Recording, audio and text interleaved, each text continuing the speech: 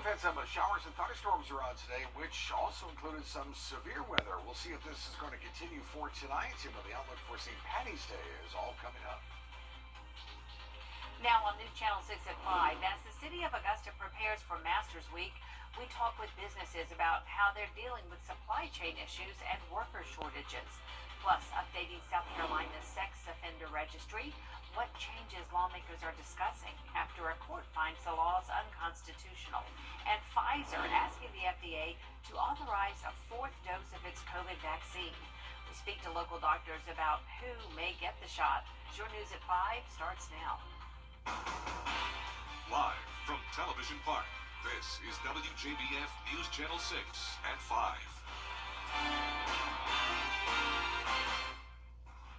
Good evening, everyone. I'm Jenny Montgomery. Brad is on assignment tonight. Thanks so much for joining us. Coverage you can count on begins with that severe weather. Just a little bit. All right, Tim, thank you very much for that. We tell you every year how local businesses look forward to the extra foot traffic from the Masters tournament. But this time around, some owners are dreading it because of supply chain issues. News Channel 6's Ashley Jones explains. It's going to take a little more effort. Brad Ussery is the owner of Fat Man's Hospitality. He says supply chain issues are having a huge impact on local businesses.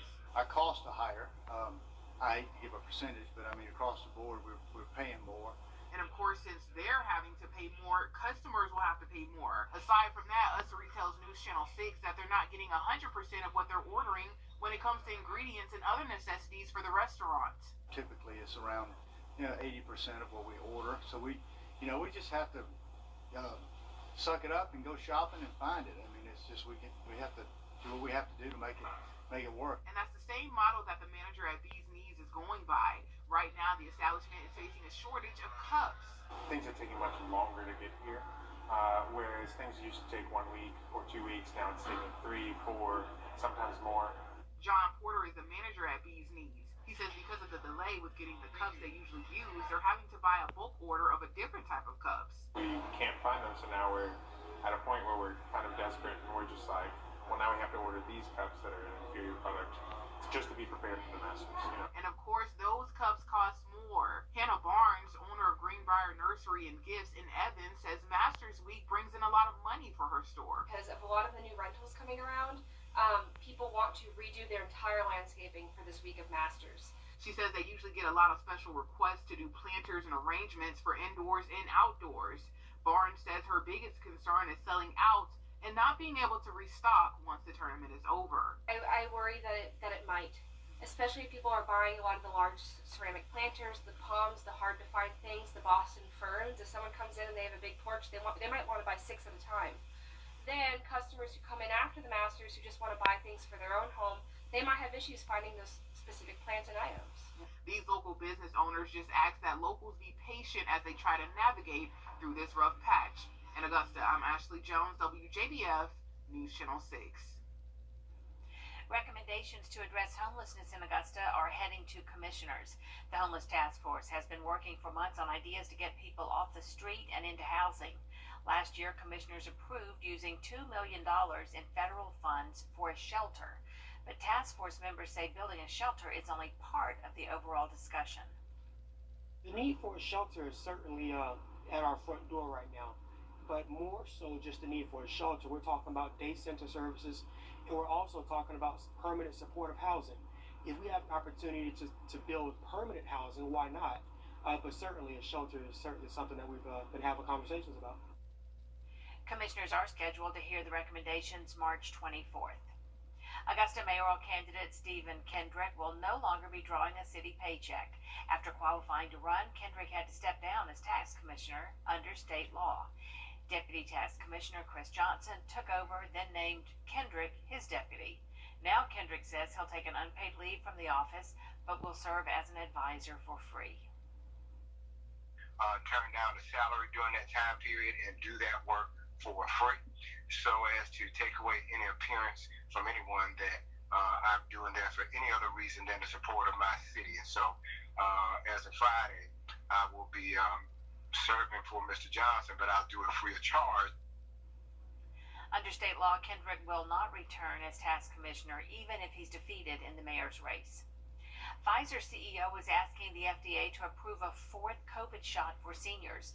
One primary care doctor says a fourth shot may not be necessary for everyone over 60. News Channel 6's Mary Calkins has the story.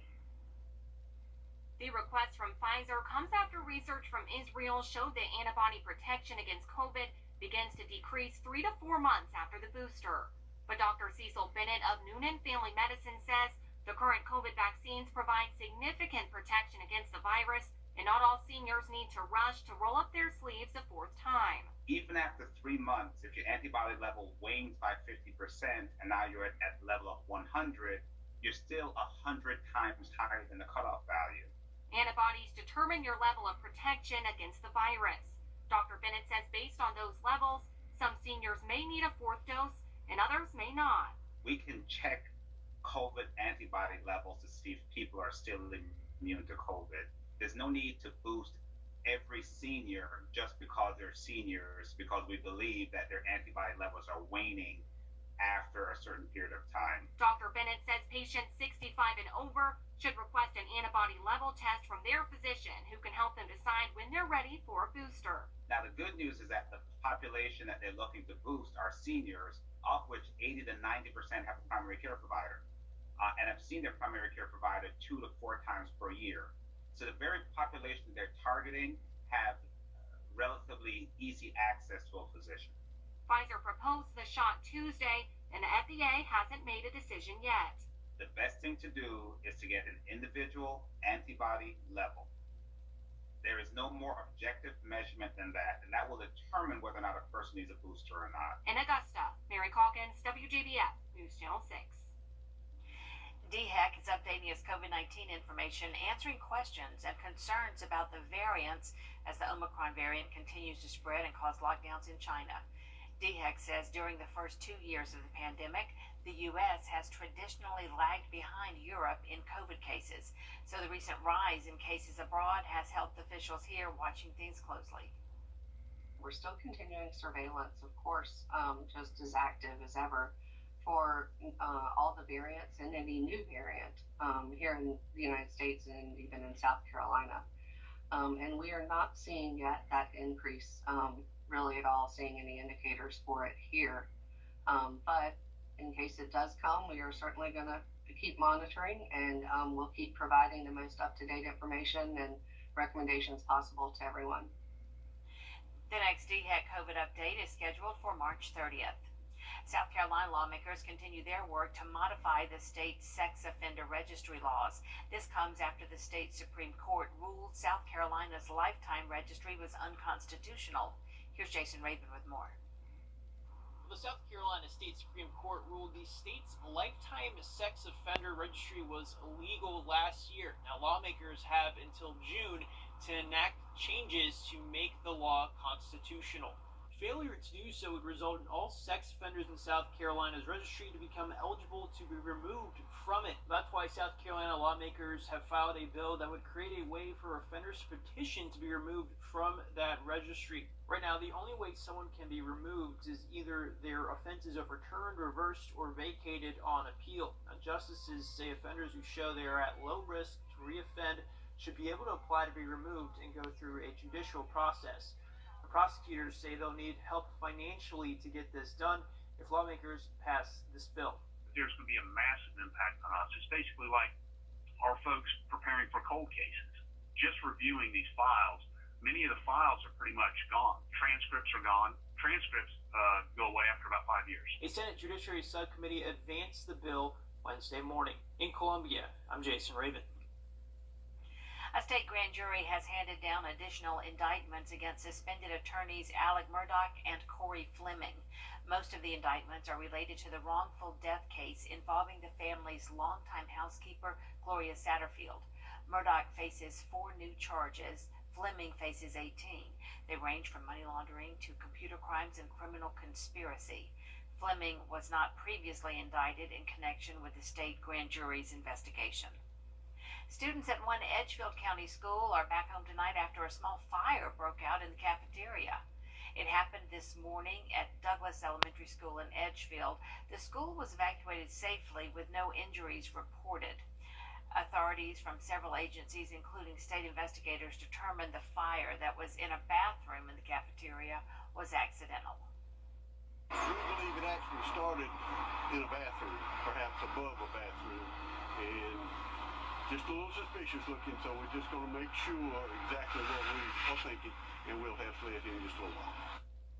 School district leaders are still working to figure out if the building will be closed tomorrow.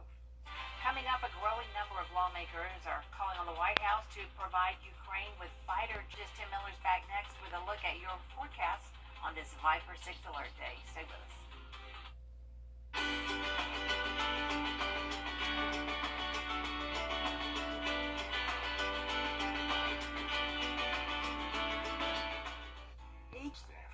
All right. Thank you so much, Tim. Coming up, no workers, no problem.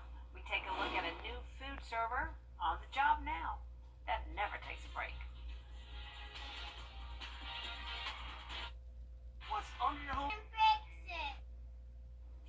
An oyster bar is depending on technology to serve customers during a labor shortage. This new hire never takes breaks or shows up late. Meet Pearl, the robot waitress. She works from open to close at the Anna Maria Oyster Bar in Florida. Pearl's a food runner, and the restaurant owner says the robot eases the workload for his human staff. I think I could use a robot runner in my house, Dee. That would be pretty cool.